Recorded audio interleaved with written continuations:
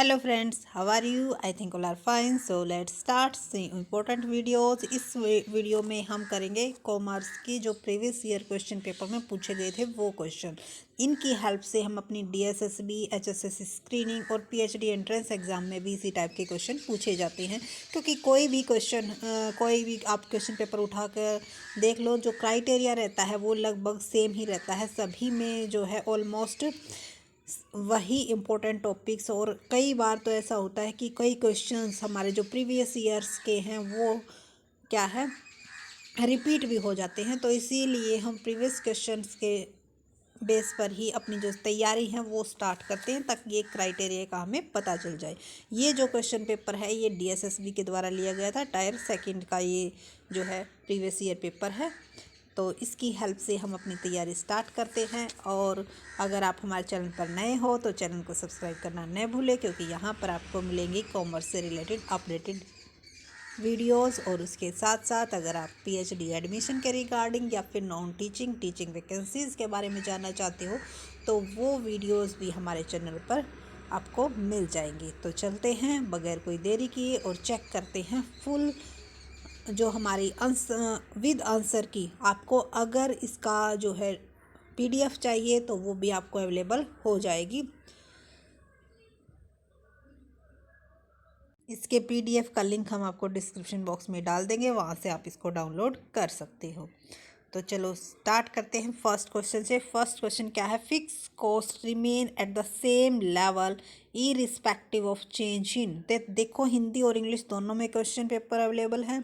तो जिसमें आपको सही रहे आप उसी में करना, और आंसर आप यहाँ से मैच करके देख सकते हो. पहले जितना हमारा मानना है, तो पहले आप पीडीएफ को डाउनलोड करना और फिर उनके साथ आप अपने आंसर्स को मैच करना कि आपके आंसर कितने ठीक मिले हैं.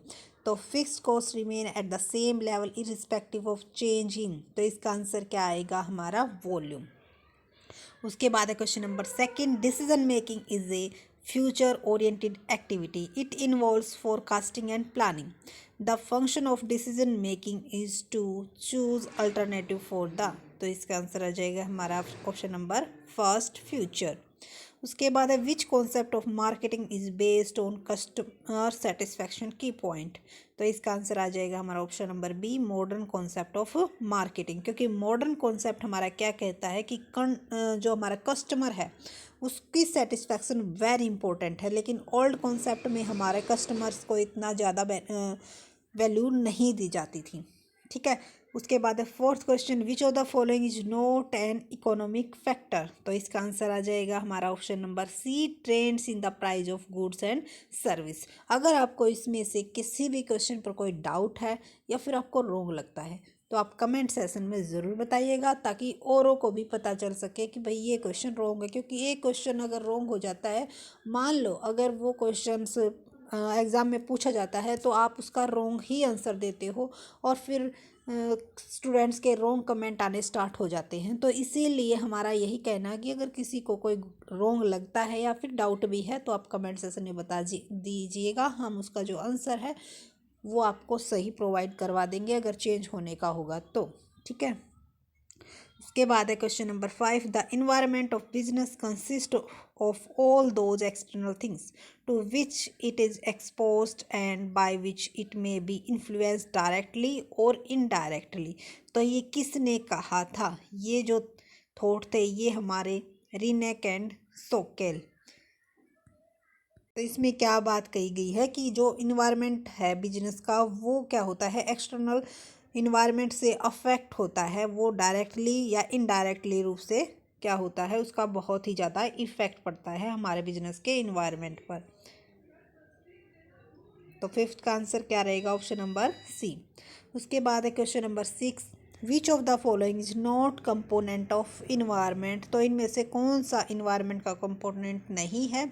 तो देखो, इकोनॉमिक फैक्टर भी होते हैं, पॉलिटिकल फैक्टर भी होते, बट जोग्राफिकल फैक्टर्स नहीं होते. तो इसका आंसर आ जाएगा हमारा ऑप्शन नंबर बी. इसके बाद है which of the following control working of share market in India. तो इसका आंसर आएगा हमारा option number D, SEBI, security exchange board of India. उसके बाद है question number 8. Which tax is collected by panchayat. तो कौन सा टैक्स कलेक्ट किया जाता है? Option number A, tax on local fairs. उसके बाद है 9th question, the customer protection act came into force in, तो जो हमारा कंज्यूमर प्रोटेक्शन एक्ट है वो फोर्स में कब आया था? तो इसका आंसर हो जाएगा ऑप्शन नंबर फर्स्ट जुलाई 1987 में। वैसे बना कब था? 1986 में। उसके बाद है 10th question, goods means, goods का मतलब क्या होता है? ऑल मूवेबल प्रॉपर्टी, तो इसका आंसर आ जाएगा हमारा option number A is right answer, all movable property. तो हिंदी और इंग्लिश दोनों में ही है, तो जो लैंग्वेज आपको सही लगे आप उसी में करना। उसके बाद है 11th question, which one of the following service is not covered under consumer protection act, तो कंज्यूमर प्रोटेक्शन एक्ट के अंडर कौन सी सर्विस को कवर नहीं किया जाता? तो इसका आंसर आ जाएगा option number first, the service of a teacher. उसके बाद है कॉरपोरेट टैक्सेस है, तो कॉरपोरेट हमारा जो टैक्स है वो कौन सा टैक्स है? Direct tax. इसके बाद है question number 13, who are the driver of globalization, तो इसका आंसर आ जाएगा हमारा ऑप्शन नंबर डी, क्योंकि इसके अंदर तीनों ही क्या होते हैं? Include international trade, financial flow, communication. उसके बाद है question number 14, which of the following is component of social culture environment, तो इसका आंसर आएगा ऑप्शन नंबर ए, एजुकेशन। उसके बाद है question number 15, socialism came into force for social development but it has one limitation which is, तो कौन सी एक इसकी लिमिटेशन है? तो इसका आंसर आ जाएगा हमारा option number D, bureaucratic tendency. उसके बाद है question number 16, capital economic system consist, तो इसका आंसर आएगा हमारा option number D, all of the above, तो ये चारों के चारों ही इंक्लूड किए जाते हैं। उसके बाद है question number 17, memorandum of association of a company consist, तो इसका आंसर आ जाएगा हमारा option number D, all of these. उसके बाद है product profit prohibition represent introducing different branding same, तो इसका आंसर आ जाएगा हमारा option number A, product line. उसके बाद है question number 19, mission is a statement which define the role that an organization play, तो इसका आंसर आ जाएगा हमारा ऑप्शन नंबर ए, सोसाइटी। उसके बाद है question number 20, Indian mercantile law is based, तो इंडियन मर्केंटाइल लॉ किसके ऊपर बेस्ड है? हमारा इंग्लिश मर्केंटाइल लॉ पर, ऑप्शन नंबर सी। उसके बाद है question number 21, and implied agreement is created by, तो इसका आंसर आ जाएगा हमारा ऑप्शन नंबर सी, कंडक्ट। उसके बाद है question number 22, a void agreement is an agreement which is, तो इसका आंसर आ जाएगा option number B, not enforceable at law. उसके बाद है 23, residential status of an assessee can be, तो इसका आंसर आ जाएगा हमारा option number A, different for different assessment years. उसके बाद है question number 24, tax incident is highest in the case of, तो इसका आंसर आ जाएगा हमारा option number A, resident and ordinary resident. उसके बाद है question number 25, preference share holder are, तो इसका आंसर आ जाएगा हमारा option number A, creditor of the company. तो इसमें कंफ्यूज मत होना, जो हमारे इक्विटी शेयर होल्डर होते हैं वो ओनर होते हैं, बट प्रेफरेंस शेयर होल्डर को एज ए हम क्या ट्रीट करते हैं? क्रेडिटर, क्योंकि इस पे बहुत ही ज़्यादा डाउट था, इसमें ओनर्स आ गया था, बट ओनर्स नहीं, इसमें क्रेडिटर ही ट्रीट करेंगे। उसके बाद है 26, doctrine of subrogation is related to, तो इसका आंसर आ जाएगा हमारा option number A, general insurance act 1971। उसके बाद है 27, परफॉर्मिंग एसेट्स मीन्स, तो परफॉर्मिंग एसेट्स का क्या मतलब होता है? Option number B, cash balance with RBI. उसके बाद है 28, जनरल रिजर्व क्रिएटेड फ्रॉम, तो जनरल रिजर्व किससे क्रिएटेड किया जाता है? Option number B, revenue profit से। उसके क्योंकि जो हमारा कैपिटल प्रॉफिट है वो किसके अंदर चला जाता है, कैपिटल रिजर्व के अंदर। तो इसमें हमारा कौन सा आता है, only and only revenue profit. उसके बाद है 29 premium received on issue of share is shown in. तो प्रीमियम अगर रिसीव्ड होता है इश्यू ऑफ शेयर्स पे तो उसकी हम क्या एंट्री करते हैं, liability side of the balance sheet. उसके बाद है 30 in case of the share are forfeited capital account is debited bye.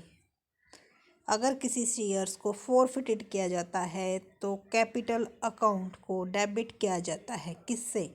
तो इसका आंसर आ जाएगा हमारा called up amount of shares की। जो अमाउंट हमने क्या है अभी तक मंगवाया है उससे हम क्या करते हैं, डेबिट करते हैं। उसके बाद है 31 question, if earning price ratio is 0.5 and earning per share is 8, the market price of the share will be. तो मार्केट प्राइस कितना होगा? तो इसका जो ये चारों के चारों आंसर दे रखे हैं ये चारों ही रोंग है। Accounting standard 14 is related with. तो ये किससे रिलेटेड है, अमलगमेशन, ऑप्शन नंबर ए। उसके बाद 33 the basic purpose of fund flow statement is to indicate the following. तो इसका आंसर आएगा हमारा ऑप्शन नंबर डी, इंक्रीज और डिक्रीज इन वर्किंग कैपिटल। उसके बाद है 34 which of the following is not normally paid from the working capital. तो इसका आंसर हमारा क्या आ जाएगा, option number C, redemption of debenture. उसके बाद है 35 which one of the following is leverage ratio. तो कौन सी आएगी इसमें से, option number A, debt equity ratio. उसके बाद है 36 cash from operation is equal to. तो किसके इक्वल होता है वो हमारा, इसका आंसर आ जाएगा option number C, net profit plus non cash expenses plus decrease in current assets. उसके बाद 37 material cost variance is due to. तो इसका आंसर आएगा हमारा option number D, all of the above, क्योंकि इसके अंदर क्या है हम तीनों को ही इंक्लूड करते हैं। उसके बाद 38 sales for the year 40,000, purchase रखी 30,000, expenses 5,000, creditor at the start 10,000, at the last 15,000, cash from operation calculate करनी है। तो इसका जो आंसर आएगा निकल के वो आएगा आपका ऑप्शन नंबर सी, 10,000। उसके बाद है 39 which one of the following item is to be taken as of a capital nature. तो इसका आंसर आ जाएगा option number C, 5,000 paid for erection a new machine. उसके बाद है हमारा क्वेश्चन नंबर 14 एंड इस वीडियो का लास्ट क्वेश्चन। 40 क्वेश्चन हम हर एक वीडियो में आपको प्रोवाइड करवाएंगे। लगभग ये 200 क्वेश्चन हैं, तो 200 क्वेश्चन में आपकी बहुत ही अच्छी तैयारी हो जाएगी। हर एक क्वेश्चन के हर एक ऑप्शंस को देखना कि ये आ रहा है तो ये क्यों आ रहा है, और ये नहीं आ रहा तो ये क्यों नहीं आ रहा। और इसीलिए हमने इसकी जो PDF है वो आपको डिस्क्रिप्शन बॉक्स में डाल देंगे ताकि आपकी पूरी हेल्प हो सके। तो 40 क्वेश्चंस जो है इसका आंसर आएगा हमारा क्या पूछा गया, depreciation of fixed assets is an example of. तो देखो डेप्रिसिएशन जो है वो हमारा किसकी वजह से, क्योंकि काम करे मशीन से, तो वो हमारा कौन सा एक्सपेंडिचर हो गया, रिवेन्यू एक्सपेंडिचर, और इसीलिए इसको प्रॉफिट एंड लॉस में भी दिखाया जाता है। ठीक है, तो I think all questions are